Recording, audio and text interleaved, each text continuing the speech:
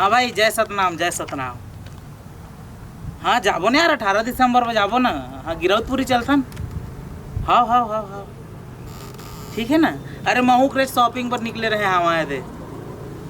हाँ हाँ चल ठीक ठीक ठीक है भाई, जय सतनाम जय सतनाम। कहाँ जाबे जी? गिरौदपुरी जाबो 18 दिसंबर के, दोस्त के फोन आए रही से मोर।